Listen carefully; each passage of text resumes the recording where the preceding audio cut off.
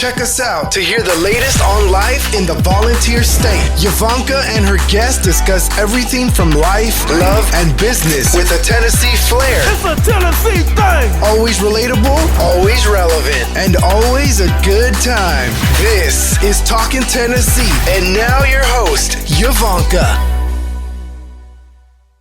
This episode is brought to you by the Landes team, your go-to real estate family in East Tennessee. If you are looking to buy or sell, we are the ones you should call. Give us a call at 865-660-1186 or check out our website at YvoncaSellsRealEstate.com. That's Yvonnca, YVONNCA, sellsrealestate.com. Welcome back to Talking Tennessee with Yvonnca. I am your host, and I am here this week with Renee Kelly from Clayton Homes. Welcome, Renee. Thank you, Yvonnca. What is your official title at Clayton Homes, if I can ask? I am the new Director of Boundless. Can you tell me, what's Boundless? What does that mean? What do you do as the Director of Boundless? So I will first say I have the coolest title in any sector Yes, ever. I agree. I am leading the belonging strategy at Clayton. So we have an emphasis on inclusion through the lens of diversity and equity. Okay. So to all of my listeners, she's so many different things, but I would say the biggest thing that I admire you as is just a girly girl, a woman that is, has accomplished so much, but you are so humble, you're beautiful inside and out, and you make a lot of women, you admire a lot of women and you inspire a lot of women to just be who they are. And so let me say publicly, I have been with you on the ball field. I have been dinner with you before. I've been in different aspects with you, and you're always the same. And so I want my viewers to know who Renee Kelly is. Can you tell them who Renee Kelly is? Yeah, certainly.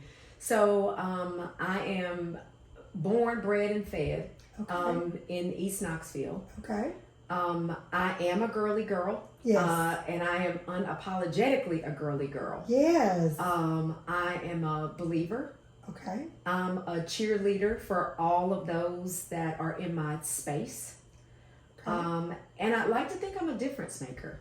Yes. It is important to me to leave spaces and places better than I found them. That's the best part about being a woman that is on a mission on purpose. I was reading different things about you. I know one side of you, but I wanted to know a different side. And I said, okay, so let me read about her, because I always research who I'm bringing on. And it was like, she really wants to make a difference. I look over different things that you've done in your life, and it always comes back to you wanting to make a difference. And is that purpose driven? Oh, most definitely. I mean, I would attribute that to my faith. Okay. I don't think any of us are here by accident. Okay. And I don't ever, even as a child, I don't ever remember trying to be someone else or be like someone else. Yes. Because I believe I'm fearfully and wonderfully made.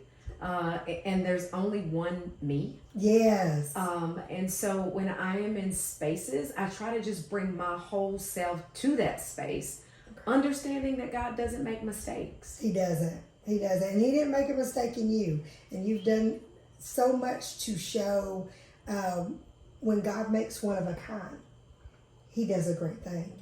So let me ask you this. So you're married. Who are you married to? I am happily married to Todd Kelly. Okay. Do you have kids? I do. So my husband, Todd, is a former athlete, BFL.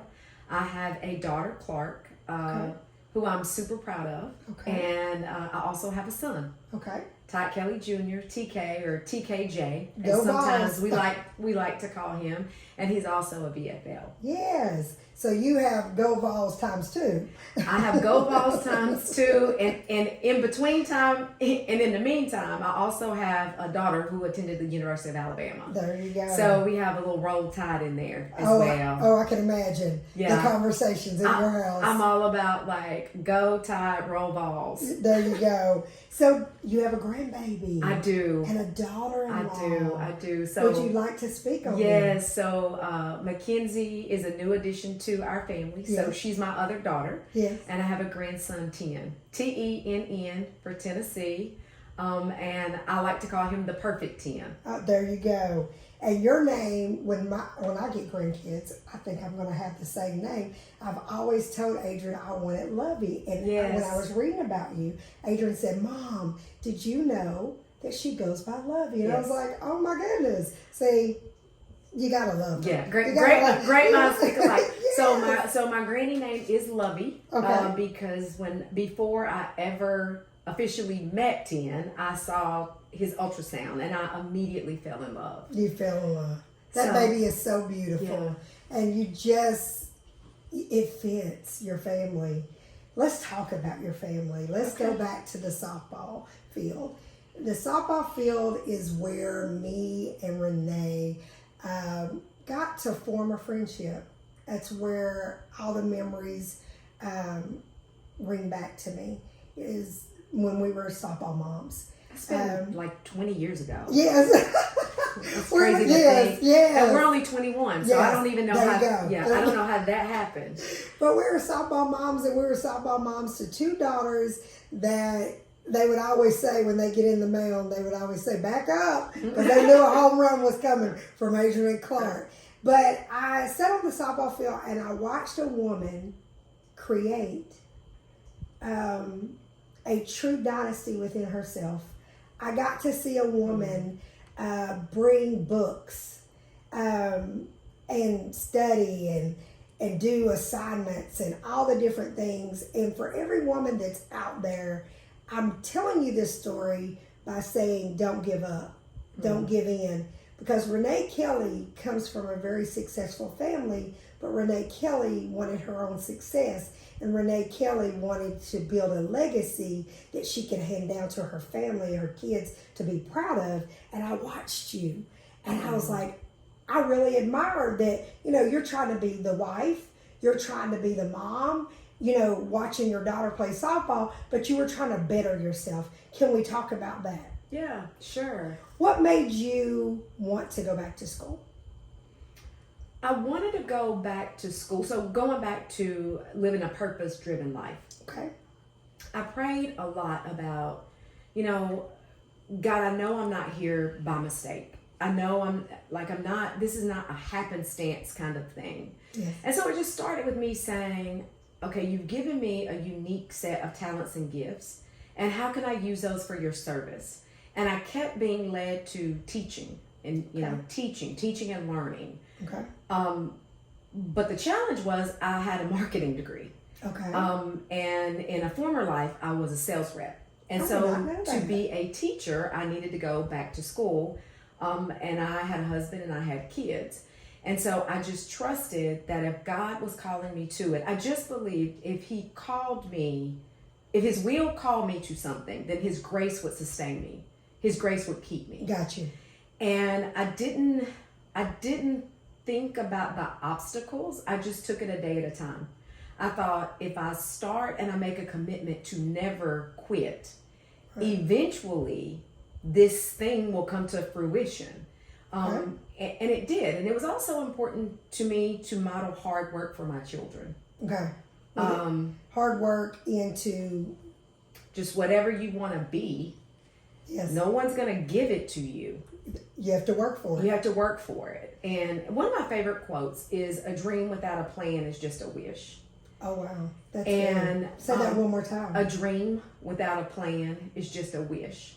And I true. never wanted to fast forward in my life and reflect back on all the things I wish I had done. Yeah. So I thought, well, okay, then you need to get a plan. Yes. So I got a plan. And then once I had a plan, I had to work the plan. And so those were the days that you see me at the ball field, either grading papers, yes, once I became a teacher, because then I wanted to be an administrator, or doing my own schoolwork and writing papers, and then in between time watching my kids and trying to cheer them on. So in between there, was there times that you felt like giving up? Did you ever feel like, you know what, I'm successful in my own right, you know, I'm just tired, you know, because you have those days as moms and as wives that you feel like, okay, you've got all these different things to do. How am I going to get it all done? Was there ever days that you just wanted to give up? Oh yeah, I mean, many days. I mean, many days. So what made you? What was the deciding factor that made you just keep going? Because going from a teacher, you know, to administrator, that wasn't easy. You know, being a Black woman in Knoxville, Tennessee, that is not the easiest in education, especially back when you started. What can you tell us? Hey, what made you be so driven to make it happen? I think I had for years on a Post-it a quote, and it goes something like this: reaching my personal potential will be hard work, but I am worth the work. I agree. I think a lot of women raise families and they want to be the best mom, the best wife, because there's so many things that we want to make sure that we don't fail at. But I think nowadays a lot of women are searching. Mm-hmm. They're searching for their fulfillment. Just, you know, they've got their kids raised, they've got their husband, they're happily married. Where is the fulfillment outside of that? What would you tell women how to find their fulfillment? I think, first of all, full transparency. I think as women, we are way too judgmental, particularly of ourselves. That's true. And so I think the first thing I would suggest is don't compare your life to other people's lives. I agree. You know, like what's fulfilling for them may not be fulfilling for you. Correct. So back to just praying about, thinking about finding your purpose. And once you find your purpose, then I say grant yourself some grace and give yourself permission. Yes. Give yourself permission to be happy. Give yourself permission to fail. You know, you alluded to my family. There were days that I was a great wife. I wasn't the best mom. And there were days that I was a great mom, but I had a really hard time being a principal. Yes. And there were times I was clicking on all cylinders at work. And, you know, we didn't have dinner. Yes. I mean, so I just gave myself permission to say, hey, this is fulfilling for me, and this is what it looks like for me, but that may not be what it looked like for someone else. And that's okay. It is okay. And I think the biggest thing that people have to understand is the purpose. I think that God really wants us to operate on purpose, and he just doesn't want us to idle. I think he wants us to be working on something. Mm-hmm. And you have to find out what that something is. You have to find out where the fulfillment is going to make you feel like that the worthiness feeling of, okay, I'm good. Mm-hmm. You know, and I think with women, we are our biggest critics, and we analyze and we do compare, you know, from time to time, you know, our friends and all that kind of stuff. And you can't do that. Right. Because you're never going to line up to your friends, because you're not supposed to line up to your friends. You're supposed to line up to you. Do you agree with that? Right. I agree. I mean, I believe this. What God has for you is for you. Yes. I went back to graduate school at 30. I have been a stay-at-home mom. I just started a new job at Clayton. I'm 55.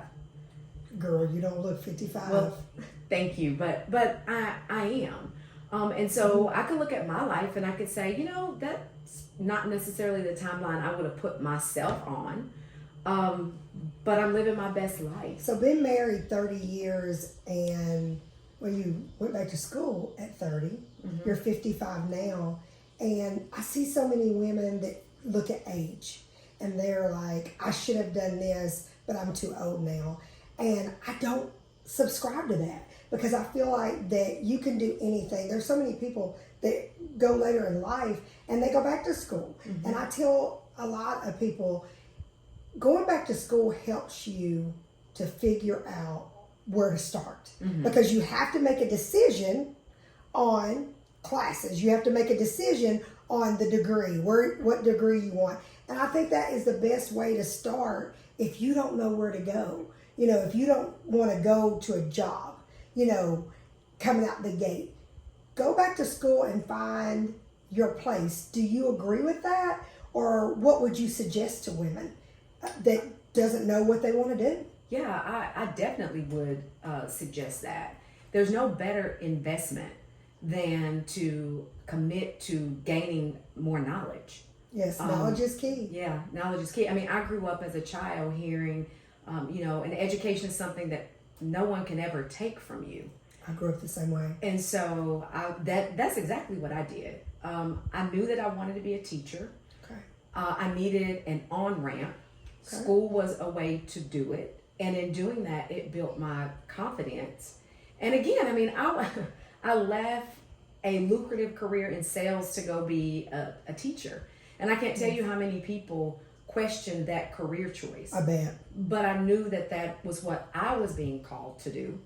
And in obedience, I did it. And God has honored and continues to honor that faithfulness. And so I think people just need to figure out where they plug in, determine their passion, be willing to work hard, do whatever it's going to take to get you to where you're trying to go. Yes. But as long as, you know, it's cliche-ish, but people say, if you do what you love, you never work a day in your life. So I say, find something that you love, and don't create boundaries and limitations. And the irony of my job title, I'm the Director of Boundless, because I don't believe that there are bounds. And if bounds exist, I think they're bounds that we create for ourselves. Yes. And a lot of times we will think that other people are creating them, but we are creating them ourselves, and we're holding ourselves back. Right. What made you go into, you wanted to be a teacher, and then you decided, okay, I'm going to further my career and I'm going to go into administration. What made you make that change? I was privileged to learn from great leaders. Okay. In the field of education, and I thought, I'm a teacher's teacher. Yes. You know, and I wanted to become an administrator. I wanted to be a school leader to support teachers and to connect with parents. And selfishly, because I plan to retire in this community, the children in our school system are the leaders in our community. That's true. And I wanted them to have a high quality education. And so I believe that there would be a substantial return on my investment, because we're going to have great leaders in our community. That's why I wanted to become a school leader. Well, I will tell you this, when I found out that you were the principal of West Valley, I was like blown away. And let me tell you why. Because you broke down some boundaries that nobody saw that could be done in Knox County. To see a Black woman become the principal of one of the schools that a lot of people look up to, that school, how well the school is ran, everything. For you to become that principal, I knew you was going to make a change. I knew that you were going to make a mark. I've had parents, since I've put ads out about you coming on my podcast, reaching out saying, I remember when she was the principal and my kids came through there. I want you to know publicly, so many people wanted me to tell you thank you. They didn't want me to tell you it offline. They wanted me to tell you publicly that they really and truly thank you for what you did. One of the parents, I would like to share with you that one of the parents told me that their daughter came in the office one day and their boyfriend had broke up with them. And the daughter was very upset, and she thought her life was going to change, and that she just was giving up, just as a young girl, middle school, you feel like your first boyfriend breakup, life is over. And this parent, and it was a gentleman that told me this, he said, she spoke to my daughter and she gave her hope to keep living. He said she did not know that my daughter had been suicidal. He wanted you to know that you helped his daughter find self-worth just talking to you. So if nobody's ever told you, Renee Kelly, that you have made a mark, viewers, you have made a mark on someone's life. I want you to know that there is a kid that came to your office one day that you didn't know that they had already had so many challenges and thought about being, committing suicide for other reasons. And that was just one extra thing that was on top of her boyfriend breaking up with her. And this parent feels like that you saved his daughter. So let me say to you, thank you. Thank you for not giving up on yourself. Thank you for not giving up on your community.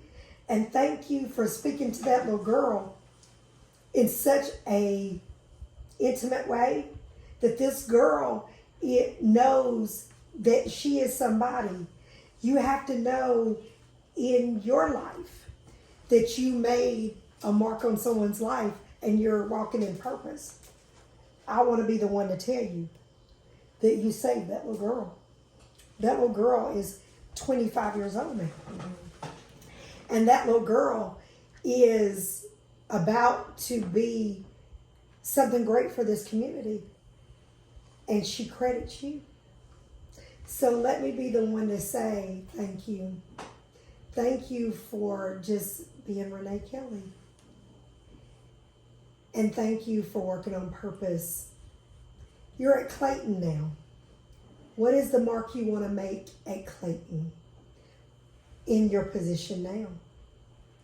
I think, well, first of all, let me compose myself because I wasn't aware of that. And I want They told me I couldn't tell you until it was public. Yeah. So I want to humbly, first of all, say that I can't take any credit for that.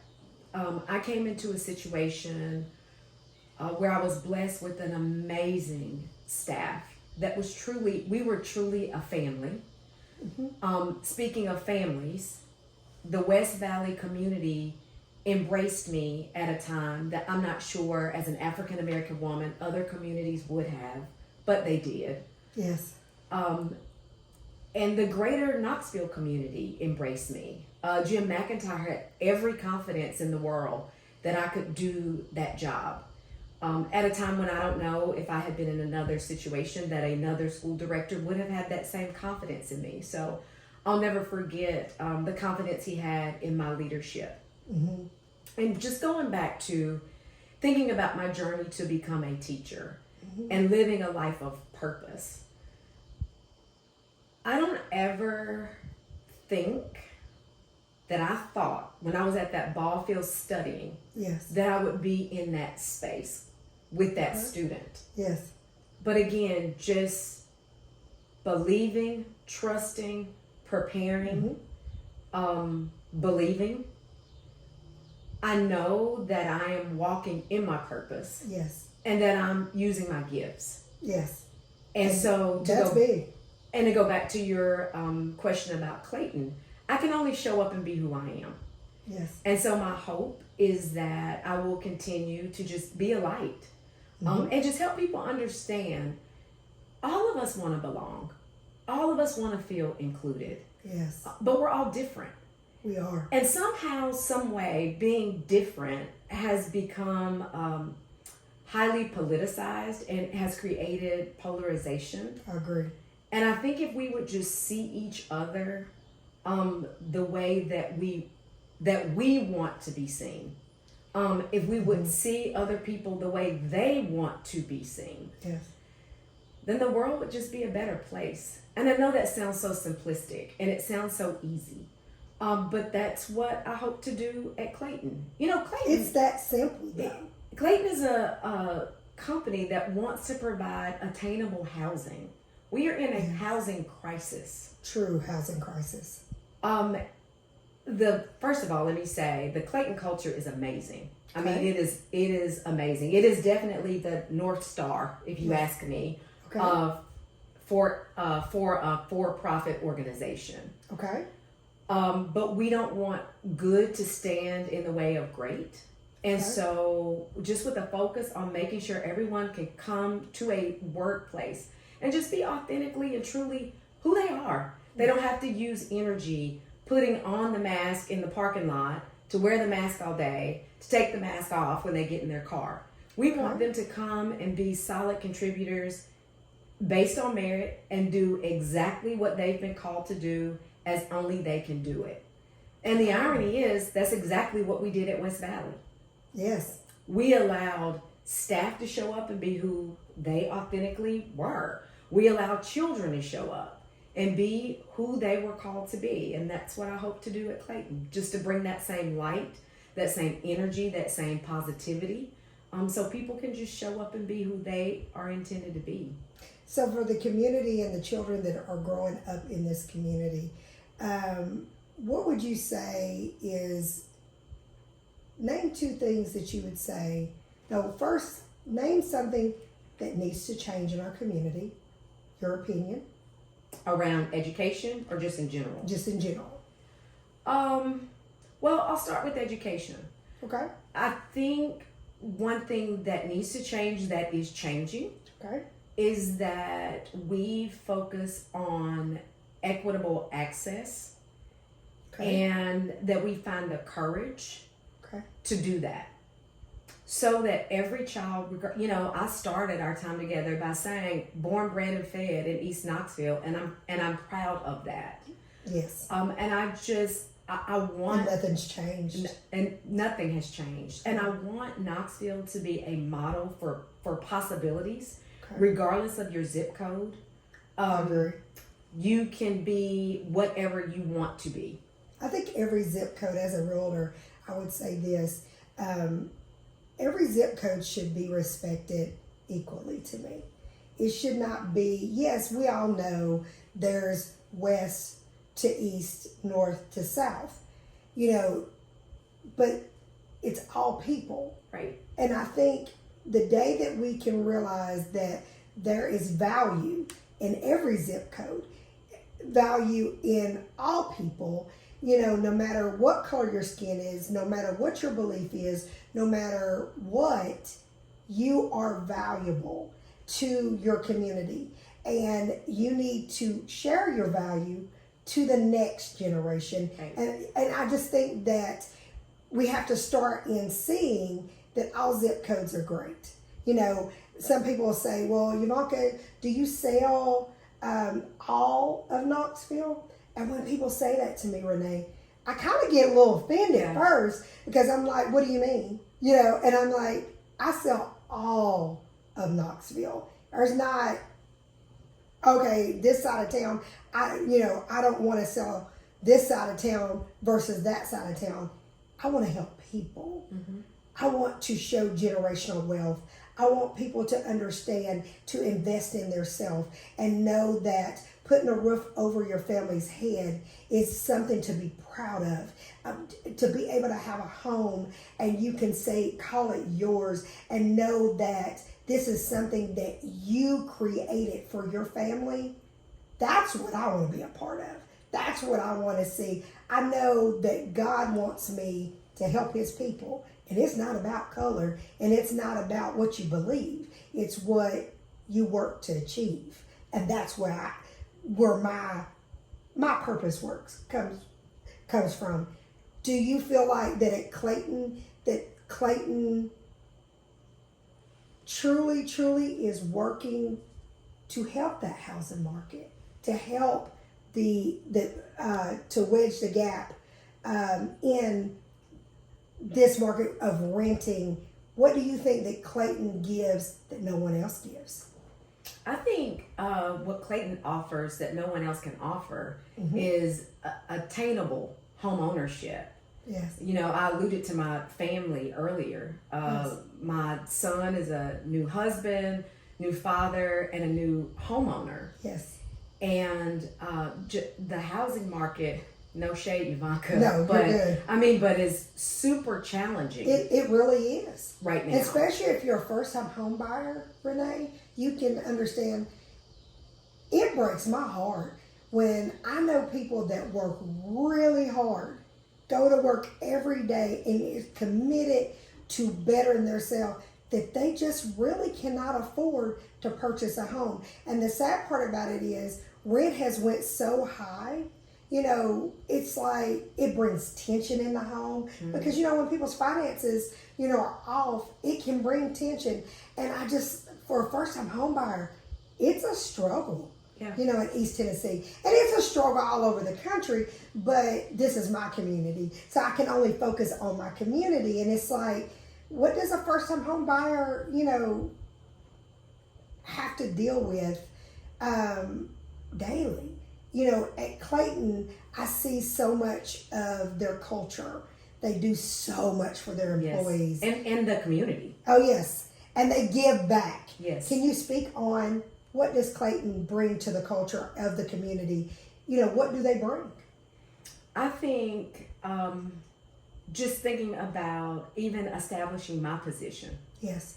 And saying we want to be out front and we want to say everybody matters internally. Okay. In terms of our team members, but not just our team members. We're very intentional about making sure we're doing great things in the communities where our customers live. Okay. And so it's not just about selling attainable housing. Okay. It's about making sure that our customers live in quality communities. Yes. That matters. It really does. How is Clayton for workplace, you know, can you share, you know, what's your experience? How long have you been at Clayton?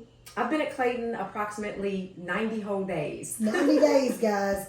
90 days. And she is excited. And literally, she says she loves her job. I do. Love her job. It's a dream job. Yes, but why is it a dream job? How do they treat their employees?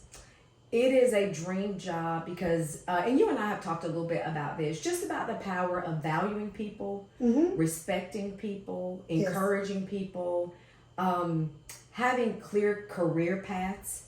Yes. So it's so much more than just a job and a career. It's truly a culture that promotes family. Yes. You know, with very clear-cut values.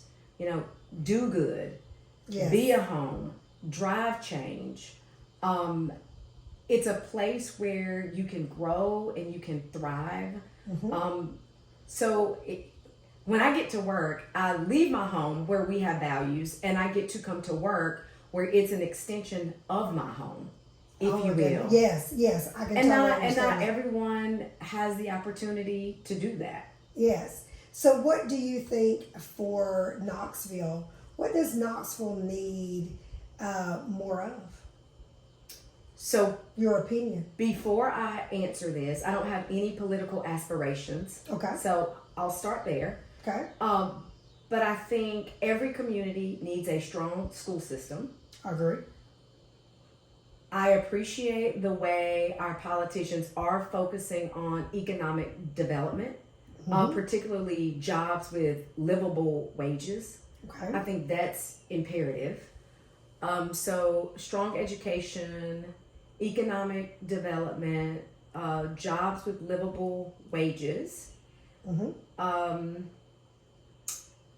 And I won't speak to our traffic challenges. Yes. But in terms of infrastructure. Yes. I think we need to be thinking about, where we go next. Yes, because we're as growing the so scruffy much. city. I agree. As a scruffy little city, I think we need to think about infrastructure and what we do next and what that looks like. I think little Knoxville is not little anymore.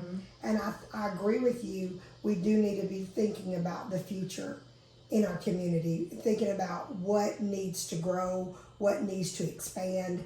and what needs to improve. I just feel like our community needs to hear more success stories, like you, Renee, sitting on the ball field and, trying to juggle family, trying to juggle, going back to school, bettering yourself, and now you're here. It's kind of like the thing they say, started from the bottom, now I'm here. Well, you started from the bottom, you're here, and you're still going, Renee. Mm-hmm. You're still going. And I truly believe that God really has put you in our community because you love on us. You love on the kids. You love on that. You're the lover. You love on people. You want people to see that they're valuable. You have never approached me without love, Renee. Mm-hmm. You always speak life in me. You always speak life in other people. I've watched you sit and talk to people. You're the lover of our community. And so we need more lovers. We need more people to love on people and to tell them they can make it. And we need to be able to go into the business part of our community and say, hey, how can we love on our community? Do you agree with that? Yeah, I do. I think sometimes, so at my church, there's this song that the choir sometimes sings, and it's about, I give myself away. Yes. And I think sometimes we think in giving ourselves away, we lose. Yes. But in giving yourself away, you actually gain. I agree. And it's something about the selflessness. Mm-hmm. So you talked about like being fulfilled. There's something about the selflessness and the trust and the belief that what you put out, you may not get back. Yes. But for me, life has been about what I put out. I get so much more back. Mm-hmm. Like I'm blessed exceedingly and abundantly beyond anything I could ask or even imagine. And there's something about, again, like what you put out is what you get back. So if you put out love, regardless of your sector, regardless of your zip code, yes, if you put out love, it's reciprocated. It is. And if you have ill intentions, yes, or ill will, when you put that out, that's what comes back. Exactly. And I think in your community, for me, let me speak for me. I'm a giver. I love to give, and that's my blessing. I've had pastors tell me, Yvonnca, you need to learn to receive. And I know you've been said that too because you're a giver. Mm-hmm. But sometimes people don't understand the best gift is when you give. Mm-hmm. When you see you have given to your community, when you've helped that single mom, when you've helped that single dad, or you've helped someone that has never had anybody in their family go to college, but you help them and you steer them to college. I think the biggest gift is what you see that you've helped create. Mm-hmm. You use God in a way that people can see God in you. And when I say use God, I mean use His teachings to pour out that love to your community and do things that is selfless. When you're doing for somebody else, it's selfless and it's not caught up on you. And you don't expect anything in return. Yes. And I think that's what true leadership is about. To be a true leader, you have to be selfless. You have to be a good leader. Right. You have to be selfless. And mm-hmm. I don't expect anything back as much as I feel an obligation and a sense of responsibility to share what has been given to me. Yes.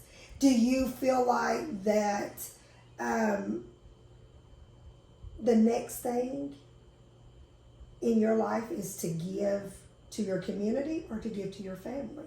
Or both? Oh gosh. Let me tell you the reason I'm asking, because early on you were talking about how with family, you felt like sometimes I may not been the greatest mom today. I may not been the greatest principal today. What is Renee's plan? Is her plan to be more family? Or is it just a balance of both? Yeah, I think for me, we make plans, but God has plans. Yes. So I could sit here and tell you, hey, Yvonnca, next week I think I will, and it will be something that you'll call me and go, that's not what you said. Yes. So because it does change. It changes, and our beliefs change. And if you think about it, our beliefs change because the more you grow and more you learn, you believe this way today, but someone could teach you something that can change your belief. Do you agree with that? I do, and for me, I think it will continue to be a balance. Okay. Because I enjoy what I'm doing professionally, and I equally enjoy my family. I mean, I have the same with my family. I am happiest when we're together. Yes. But I also feel like I have a lot to give. I have a lot left in the tank. Yes. To give. And as a native Knoxvillian, I just believe all things for this community. Yes. I do. I believe that this community is large enough to make a difference across the state.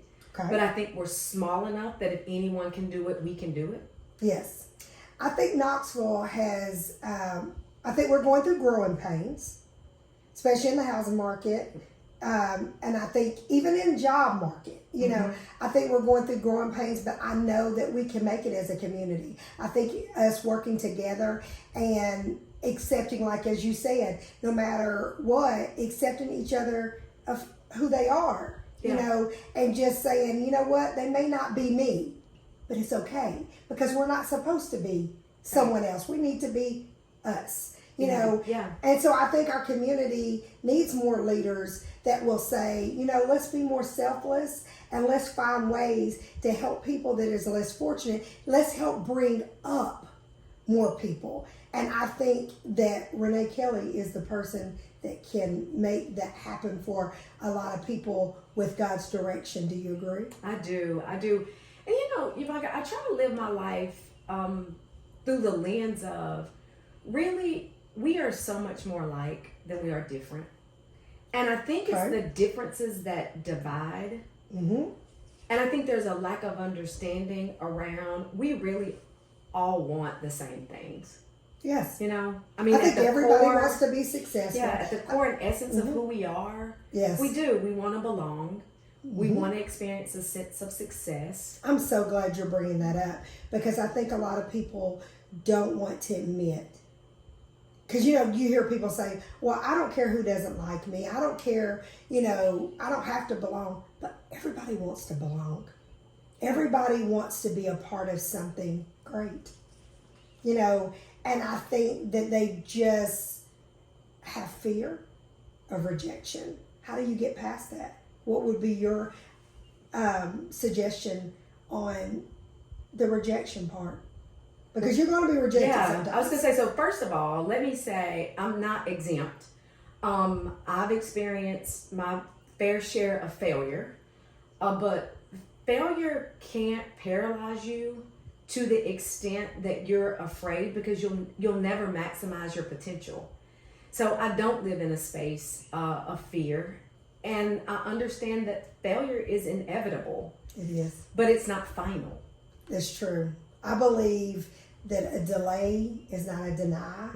And for a long time, Renee, you know, before I had the confidence that I have now that I'm building on, you know, if no was the answer at that moment, I took it as no, you know. But I'm learning sometimes when someone says no, it means no, not right now. But later on, when it's God's timing, the answer will be yes. And I know through your career, you've probably had some no's. How did you deal with them?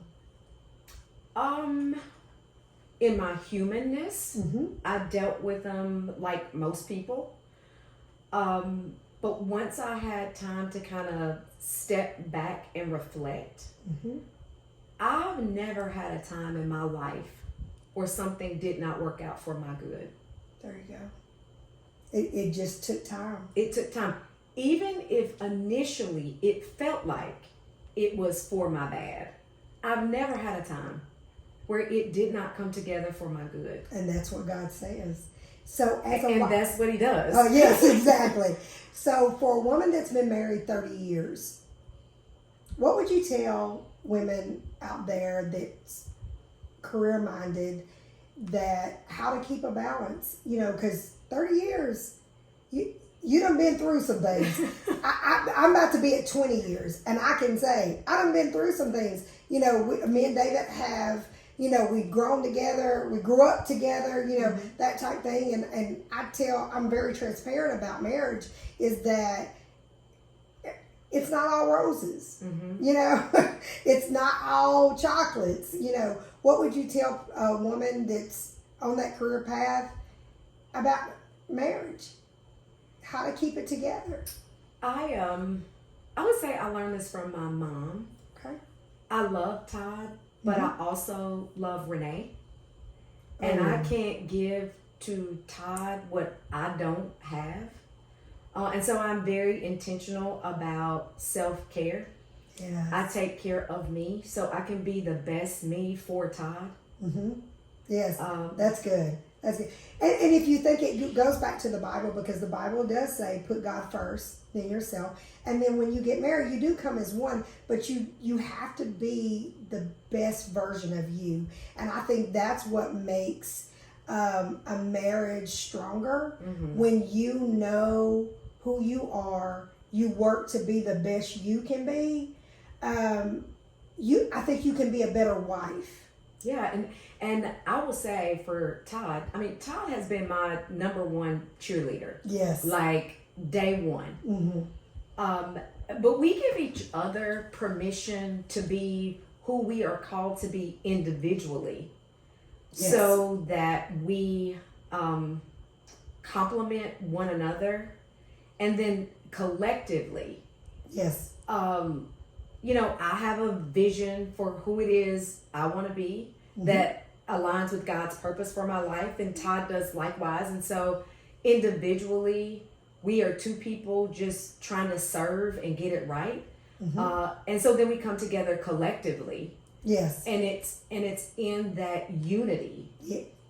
Yes. And you're the Kellys. Yeah. You know, when you step out as the Kellys, but you individually have something call yourself. Right. And I think a lot of times it comes when you evolve. You have to evolve. And I do think that your spouse needs to hold you accountable on being the best version of you. And you hold them accountable of being the best version of them. And when they're not seeing that nudge. Because there's times that David nudges me and I nudge him, you know, and we've evolved together and we've grown together, you know, and I think that's the best part, you know, about being equally yoked. Do you agree with that? For you sure. have to be equally yoked, and it's a work in progress every day.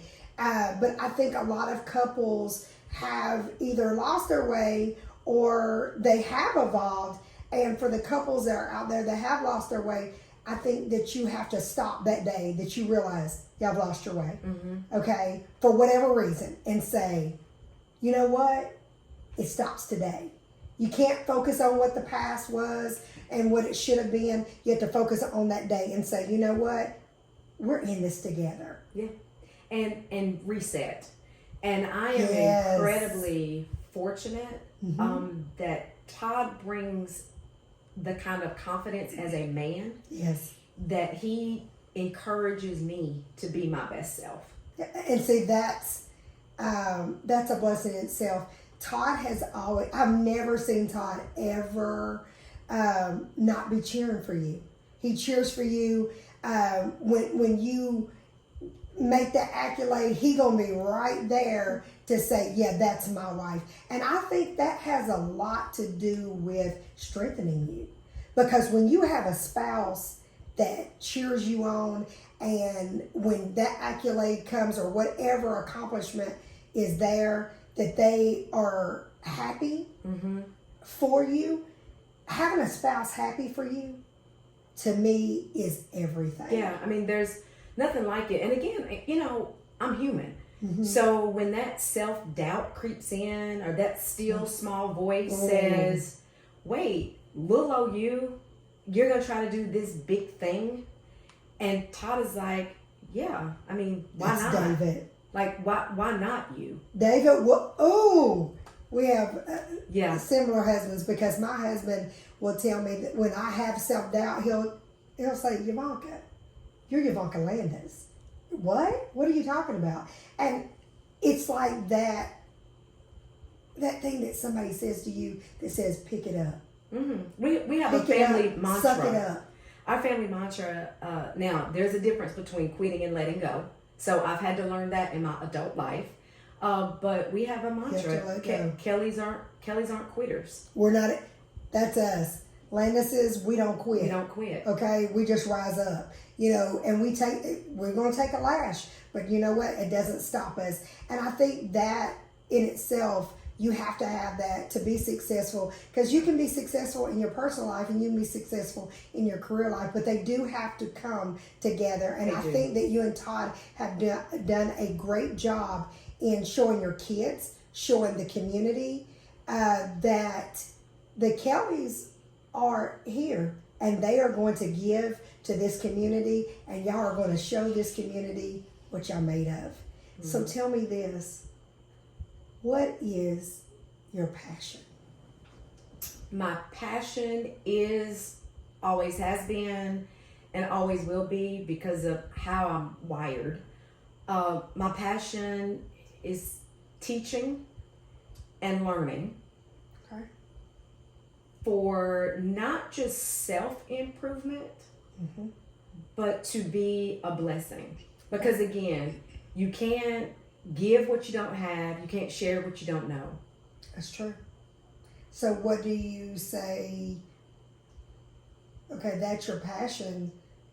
What's going to be next for Renee? I am going to, so back to my faith. Okay. If you had told me as a little girl, and on the inside I am still that little girl, but if you had told me, if you had told the 6th grade little girl sitting in Miss Hicks's class at Green Elementary School, who wanted to be Dr. Lula Powell, if you had told me that I would be the Director of Boundless at Clayton Homes, there's no way I would have been able to put my mind around that. Yes. But here's what I've learned. God's ways aren't our ways, and His thoughts aren't our thoughts. Yes. And with my mortal mind, I can try to imagine it, but because of His plans for me, Jeremiah 29:11 says, I know His plans for me. They're for a hope, and they're for a future, and they're to prosper me. So what those plans are, I can't tell you. But can I tell you, they're going to be great? They're going to be great. They're going to be great. So as I end this podcast, first, let me say thank you. Thank you for coming in and being so transparent and just offering, a word to our community. I don't feel like it's a put on. I don't think it was, rehearsed. I feel like that you came in with a pure heart to offer something. So I'll end this podcast this way.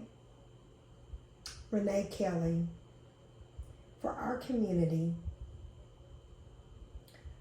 what is your give back? What is your give back this year to our community?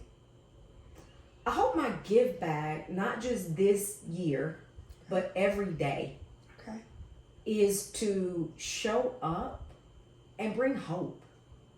Show up and bring hope. Hope for the possibilities. Hope for all the things that could come. I mean, I do think I have an innate gift to be a uniter. Okay. And my hope every day is that I show up and I bring that so that our community will be a better place because I was here. Okay. Everybody, this is Renee Kelly, and I would like to say, I love you.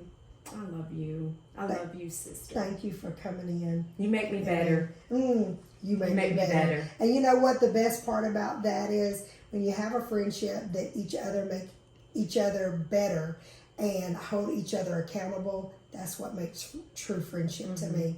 Thank you again. Tune in every Friday to Talkin' Tennessee with Yvonnca. I'm here to inspire you to be all you can be in this community. Bye, guys.